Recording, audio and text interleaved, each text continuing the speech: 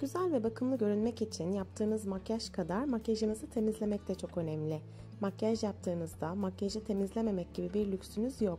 Çünkü temizlemediğinizde cildinizde kısa sürede cilt lekeleri, siyah nokta, sivilce, yağlanma, kaşıntı gibi sorunlar oluşur.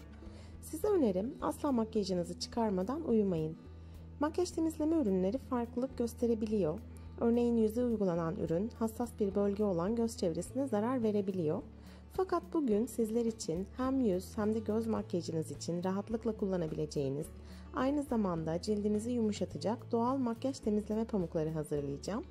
Dışarıdan aldığınız kimyasal içerikli makyaj temizleme ürünlerine gerek olmadığını bu videoda anlayacaksınız. İhtiyacımız olan malzemeler 1 su bardağı su, makyaj temizleme pamuğu, daire veya kare şeklinde olanlardan olabilir, Hindistan cevizi yağı ve bebe şampuanı kullanacağız. Bir kasenin içine 1 bardak suyu alıyorum. Üzerine 2 yemek kaşığı Hindistan cevizi yağı,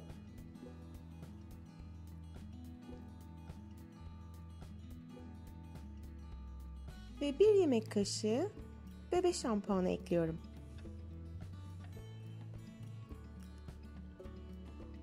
Güzelce karıştırıyorum.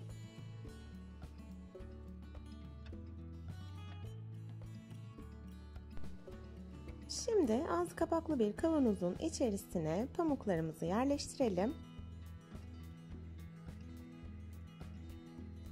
Daha sonra hazırladığımız karışımı yavaş yavaş pamukların üzerine boşaltalım.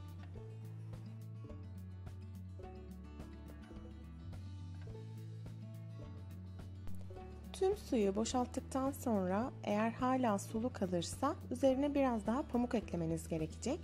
Pamukların tüm suyu çekmesi gerekiyor çünkü. Sonrasında ağzını kapatıp hafifçe çalkaladıktan sonra makyaj temizleme pamuklarımız hazır. Şimdi test edelim bakalım nasıl olmuş. Her ne kadar makyaj konusunda çok iddialı olmasam da makyaj temizleme pamuklarımızı test etmeden önce makyaj yapmam gerekiyordu. O yüzden hızlı bir şekilde amatör bir makyaj yaptım ve bunu da sizlerle paylaşmak istedim.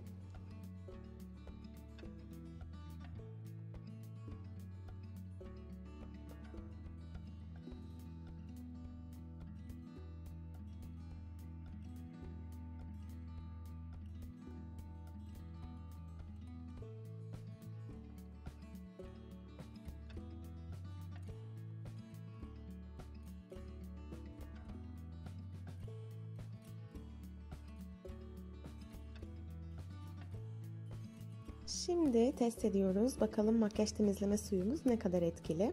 Dediğim gibi hem yüz hem de göz makyajı için gayet uygun. İçinde bulunan Hindistan cevizi yağı sayesinde de cildiniz yumuşacık oluyor. Makyajınızı temizledikten sonra yüzünüzü sadece su ile durulamanız yeterli. İçinde bebe şampuanı da olduğu için en son bir durulama yapmak iyi olacaktır. Bakın çok güzel bir şekilde makyajı dağıtmadan çıkarıyor. Videonun başında da söylediğim gibi makyajınızı temizlemeden asla uyumayın. Bu da bir nevi günlük cilt bakım rutini aslında. Kesinlikle ihmal edilmemesi gereken bir durum. Umarım siz de dener ve memnun kalırsınız ki kesinlikle beğeneceğinizi düşünüyorum. Lütfen yorumlarınızı benimle paylaşın. Geri dönüşleri merak ediyorum çünkü. Kanalıma da abone olursanız gerçekten çok sevinirim.